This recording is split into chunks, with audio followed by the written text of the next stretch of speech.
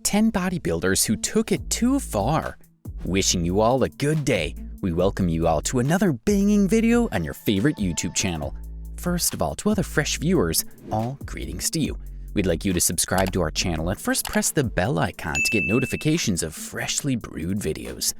We humans have a lust for more and more. To make our body look better, we do a lot of things. Follow strict diets, do the gym, and a lot more. Still, when it comes to bodybuilders, they are 10 times more conscious of their bodies than a normal person, and somehow intake things that are not for them.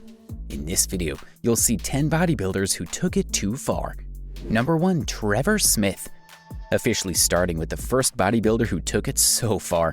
Welcome to the big world of bodybuilding. The very famous Trevor Smith was so big that people like Jay Cutler and Ronnie Coleman looked smaller in front of him. He was not a professional competitor, but was a trainer and an important figure in the world of bodybuilding. In an interview, he told about his excessive workout diet and use of steroids. He was also once known as a heavy steroid user, and that steroid was enough to balloon him into 420 pounds. He also admitted that he ate a sum of 50 sushis in a single sitting with 2 gallons of Gatorade. He used so many steroids that his internal organs couldn't afford them, and he died of a heart failure in his early 30s. That's so sad. It's what you get by harming your body with extra strong ingredients that don't even suit the body. Be careful, you guys. Number 2, Andreas Munzer. Andreas Munzer is an Australian bodybuilder, so passionate about his body. He was also known as a person with closely 0 fat in the body. He weighed around 239 pounds, which was massive.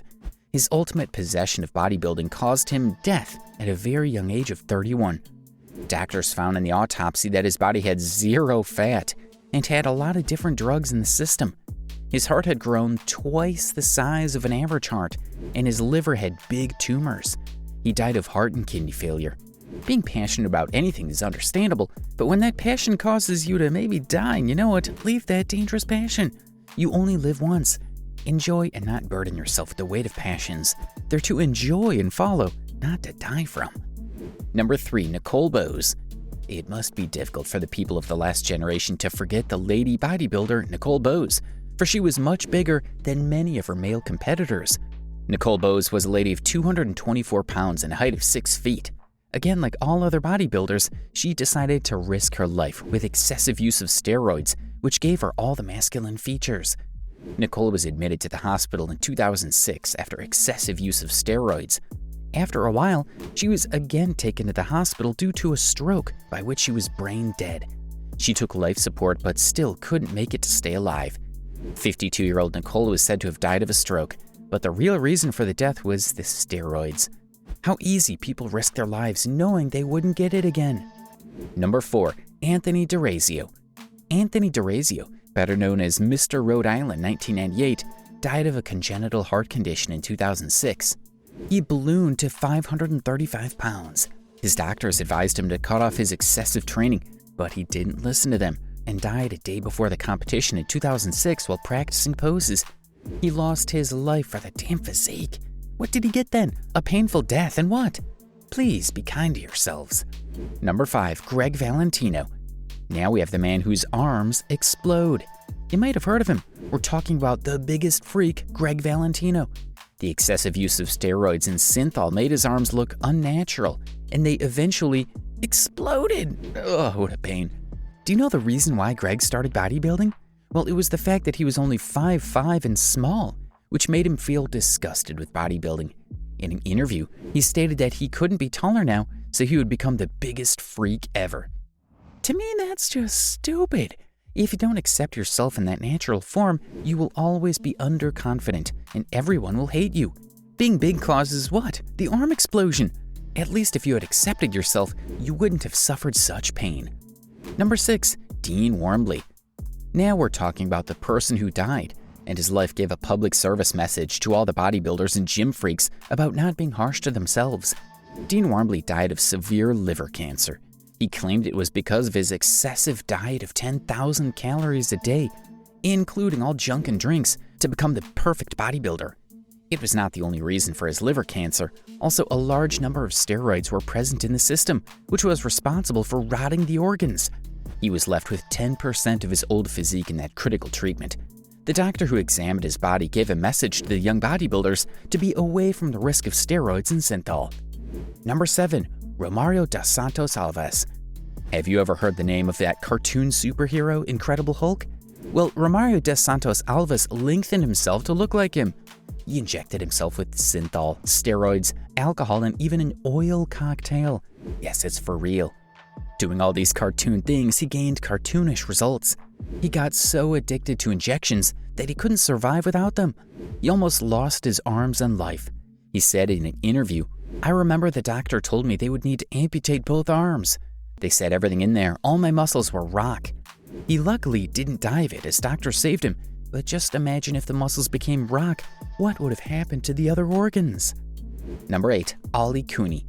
This guy proved it by getting intense at anything. Oli Cooney started working in his early teens. He used to feel degraded about his physique, so he started bodybuilding, and his workout was so intense that it caused him the loss of his life. His doctors warned him many times, but he continued to be intense at workouts and didn't even stop after 3 strokes and 2 heart attacks. At last ended up in a taxi after partying too much. At the age of 20, young Oli died due to a heart attack. It is what insecurities cause oneself. Accept yourself the way you are. Number 9. Mustafa Ismail. Mustafa Ismail was an Egyptian bodybuilder who maintained the record of a man with the world's biggest biceps and triceps, measuring 31 inches by the Guinness World Record. He used to work out daily at the World Bank in Milford. He's often been compared to Popeye the Sailor, but he hated spinach. He focused on his arms and gained the world's biggest arm muscles, in which he gained from excessive use of synthol. He was also accused of getting implants or using steroids or other supplements. Still, he denied it and insisted it resulted from excessive workouts and a strict diet of protein, carbohydrates, and water. He suffered severe injuries due to excessive synthol use, and more of it could have led to a painful death. Kiddos, nothing is more important than life and health. Number 10. Gregg Covecs. There was once a time when bodybuilding meant having a good physique, but over time the trend changed, and bodybuilding converted into greater mass.